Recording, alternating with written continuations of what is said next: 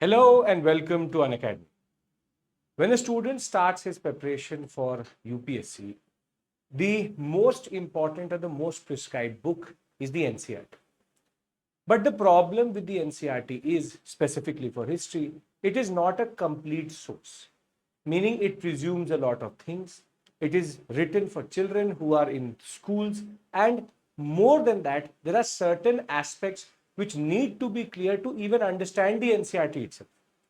Now, in that context, I'm starting a series called the Beginner Series, in which for ancient, medieval, and modern, and along with that art and culture, I'll be discussing basics.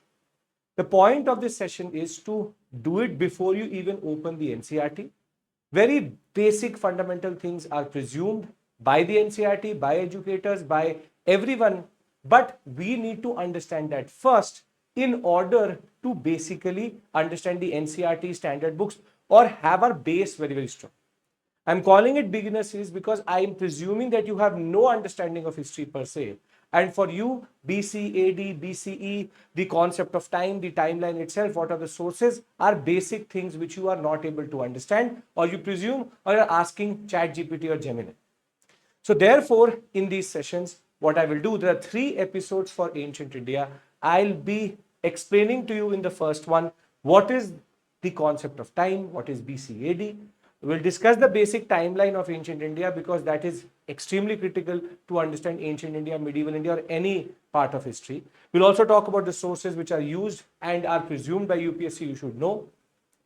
Over and above that, in the next session, I'll move from this area into prehistory to IVC, and thereafter from IVC to Mahajanpada. Till Gupta, I'll give you basics. In those sessions, the idea is to give you the evolution of the Indian subcontinent in a map form so that you understand it well. So, this session is for 2 types of students. First, who are targeting 2027 or 28. They have neither opened the NCERT or for a student who has started their preparation, they opened the NCERT but nothing made sense. Now you will say, sir, what are the NCERTs which are there for history itself? See, you can do the old NCERTs, which would be R.S. Sharma, Bipin Chandra and Satish Chandra, or you can do their versions which were then republished by Orient Black Swan, which is Ancient India, History of Medieval India and History of Modern India, same books. And then there is 12th class NCERT. You have the first part, second part and the third part, which is ancient, medieval and modern.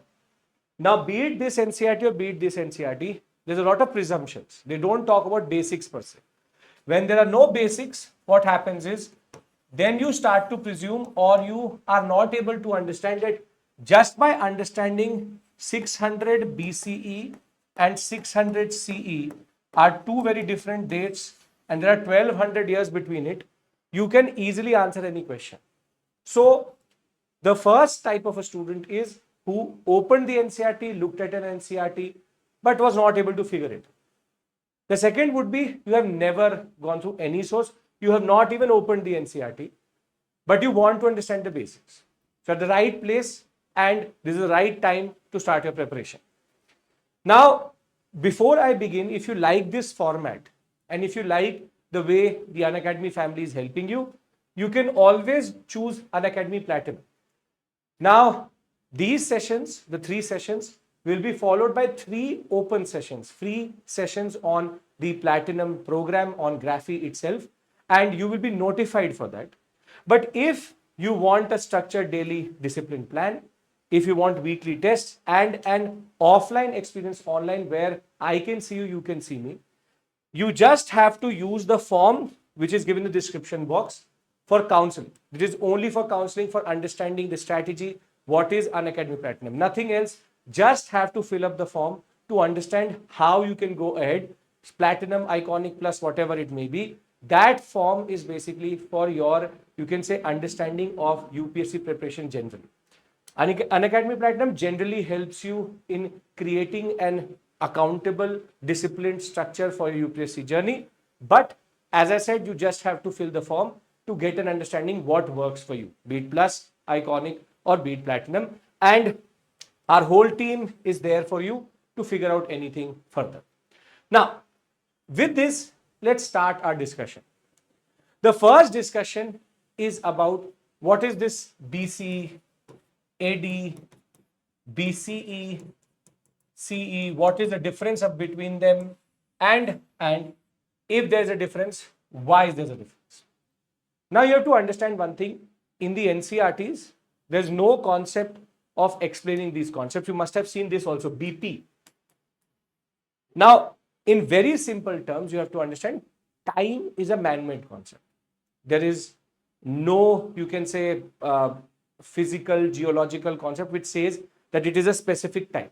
There's geological time, which is dawn to dusk, which is a circadian cycle.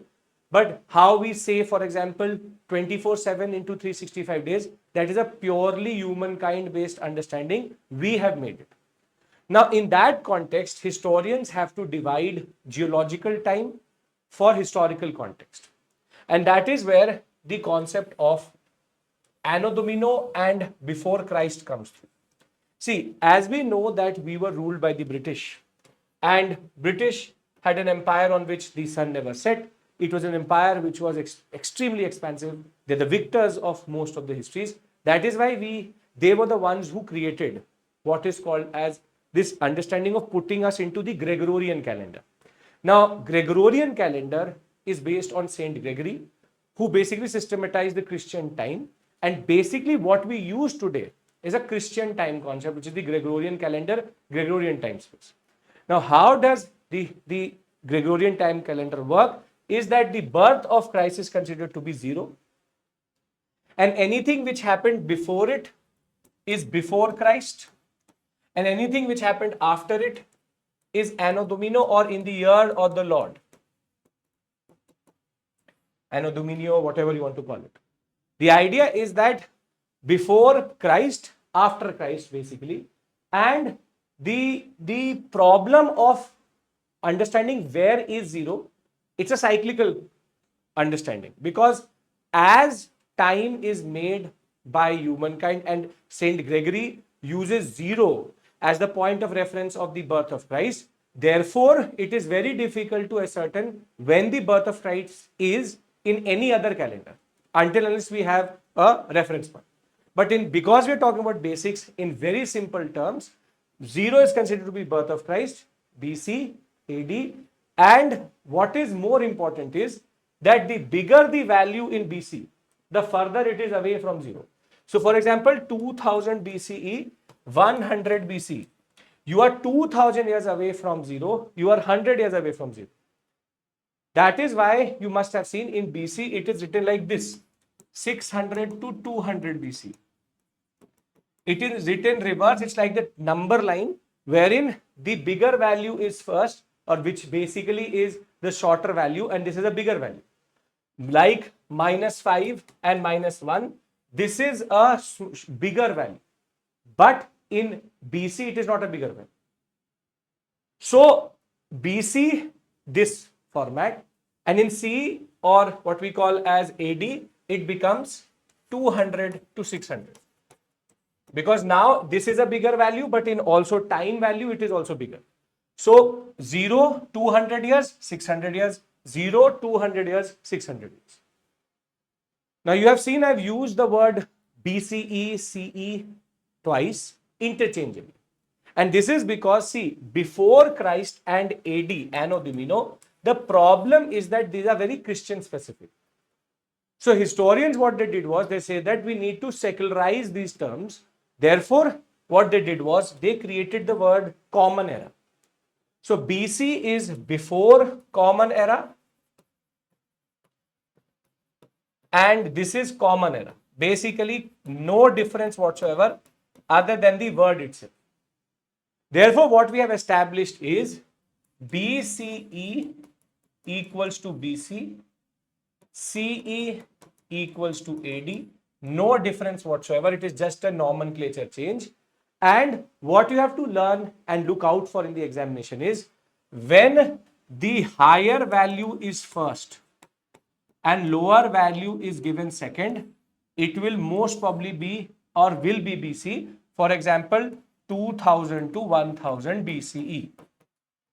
And when the lower value, as it should be, is first and higher value is given second, then it becomes the concept of CE or AD. Now, there's one more term which is used, which is called as BP. BP. This is called before present. Now, why before present concept is important or BP concept is important? Because carbon dating, which is the principal means of understanding what is the age of a certain commodity or a certain artifact based on carbon, was developed in 1950. So because present always changes, 1950 has been considered to be as before present. So when you find a value in BP, it means that it has been calculated from 1950 forward and backward. So now, in very simple terms, we understand what is BC and CE. We understand what is BC and AD. Basically, they are based on the idea of birth of Christ, before and after. Just that we are now calling it before common era and common era. And simple straightforward point is the trick which you have to learn for the examination is higher, lower, lower, higher. If the value is higher and lower, it has to be BC. If it is lower, higher, it is 1000 to 2000 C, which is the standard way it should be. BP is dated from 1950. Now, when we understand what is time, then we can understand a very, very important concept, which is the timeline of ancient India. You can solve half of the questions by just knowing which era or which period is where. So I'll give you a comprehensive understanding of the timeline, then we'll understand the sources, and that is it for this episode. So when we talk about the timeline of ancient India, this is where you have to concentrate. You have the first, which is called Paleolithic. Paleolithic, Mesolithic, Neolithic. These are called the prehistoric stone ages. This is at 2.5 million BCE. This is at 10,000 BCE. This is at 4,000 BCE. Then you get what is called as the chalcolithic age. But chalcolithic age in India has two manifestations. You have to understand this very clearly. First manifestation is non-Harappan chalcolithic cultures, and you have the Indus Valley civilization, one of the most celebrated. Now, the time period for non-Harappan chalcolithic cultures is close to 3200 and can go up till 70 BCE also. So it's a long period, but the most important is Indus Valley civilization timeline, which is 3200 to 1700 BCE. This is Upinder Singh timeline. So we are using that. Now, after this point, the timeline bifurcates. It bifurcates into North India and South India. We'll talk about Kiladi and Shivagalai also. How does that complicate this whole concept? But you have something called the Vedic age, which is early Vedic age and later Vedic age. And in South India, we have something called megalithic. So the early Vedic age basically is between 1500 to 1000, and this is from 1000 to 500 BCE. Megalithic is 3000 to 300 BCE. Now, there is a site which has been unearthed or has been excavated in Tamil Nadu, which is called Shivagalai. Shivagalai has complicated this whole timeline, not fully established, but you should know about it, which is that at 3345 BCE, Shivagalai has been able to give us evidence of iron, because iron evidence is North India comes from here, Iron evidence in South India comes from megalithic period. But if iron evidence from Shivagalai is taken into consideration, then it goes or predates the IVC also. But that is not been accepted by the Ministry of Culture and the NCERTs. So the basic timeline which you see other than in red is what has been established till this point. Now this is called prehistory. Prehistory means we only have archaeological sources here. This is called proto-history because we have early writing, but we don't understand what it means. And this is the period out of which, after which we call it historical period or history, because we have literary sources also. So from fire to domestication of animals, to domestication of plants, to animal husbandry, to copper, that is why it's called chalcolithic, copper age, copper plus stone, non-Harappan, the most first urbanization, the idea that Rig Veda gave us the concept of the civilization here, later Vedic text gave us an understanding here, we have megalithic structures such as Dolomites, these beautiful big structures come from here. This is the first, you can say, part of a longer timeline which you have to understand. If we go forward in this timeline, then we get two timelines parallel to one another, again north and south, wherein you have the Mahajanpadas, then you have Mauryas, then you have Shunga, the Indo-Greeks, Sakas, then you have Kushanas and Sakas, and then you have Gupta, and in the south we have what is called as the period which is first megalithic, then we have something called Sangam age. Sangam age, which is nothing but Chera Chola Pandya. Sangam is a contemporary of them also. Then we have Sangam plus Satavahanas. Here Satavahanas will also come into context later. And then you have the last, which is Vakatakas. This is basically your ancient India timeline completed. When we talk about the time period per se, we have 600 BCE, 500, 600, 6th century BCE. This is the age of Buddhism, Jainism, all of these things come here. Megalithic we already know. Sangam age is 300 to 300, which is 300 BCE to 300 CE. This is 321 or 324 according to different sources. Shunga come in 185, 184 BCE.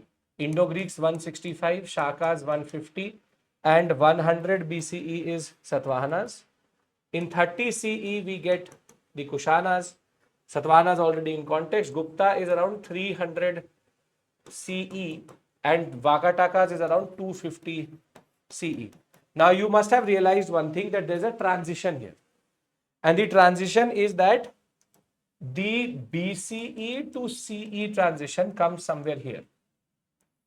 Everything before this is BCE, and in Indian history, Kushanas fall under the CE timeline. This is why sometimes students get confused who is where. This is also called the post-Mauryan period. Also called as post-Mauryan period. Again, a site called Kilidi has complicated this concept by basically pushing the Sangam age to 800 BCE, because Kilidi has given us under what is called as Vaigai Valley civilization the idea that Sangam age started as early as 800 BCE, but that has again not been established, but this will complicate the journey. So basically this is how you have to understand this is ancient India. Whenever you will go through any NCERT, whenever you go to any book, this is the timeline which they are following. From prehistory to chalcolithic to early Vedic to megalithic, to the concept of Mahajanpada, Maurya, Post-Maurya, Gupta, and South Indian timeline separately. Chera, Chola, Pandya are here. If you can understand this and establish this properly, then only you will understand ancient India properly. So, whenever you are going to go ahead doing history, you have to remember this. How to remember this? Just learn from this session, try to make it yourself multiple times, and it will help you. It will help you if you can make this yourself. You can use the coursework in history, which is one book which has all the modules, which is ancient, early medieval, medieval, modern art and culture in one by McGraw-Hill Publications, written by me. In that, you also have what is called as timelines given in the starting itself. So you can always use the timelines of the courseware, which basically give you the master timeline of ancient, medieval, modern, and early medieval also in one place. If you don't want to make it yourself, you can use that also.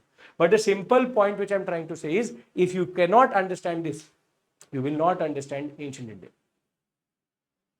This may seem as overwhelming, but when you go into the books, when you go into the courseware, you go into a guided program, when we do this in Platinum, we discuss each one of them separately. But to place them in a proper chronological order is very important. So remember that these dates are meaningless because UPSC per se does not ask dates.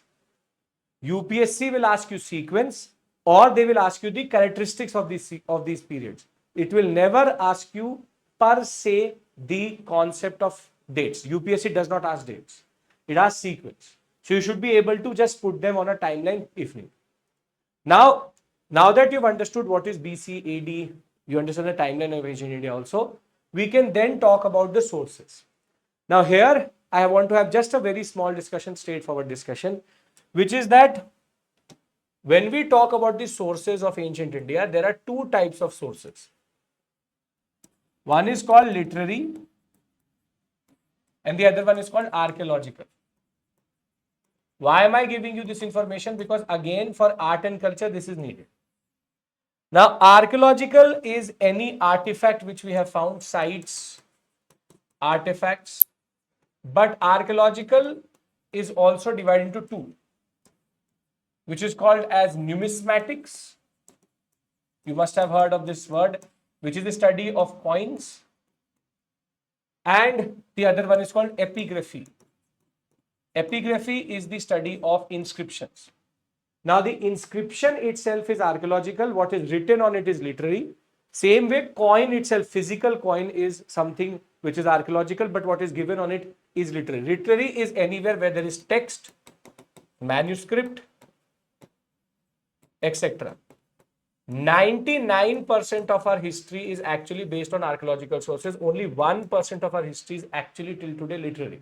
From Rig Vedic times only, or from Vedic age, we start to find texts. So when we use the word numismatics in art and culture, it means this. So before I close this session, I would like to summarize everything what we've done. We'll do this in every episode.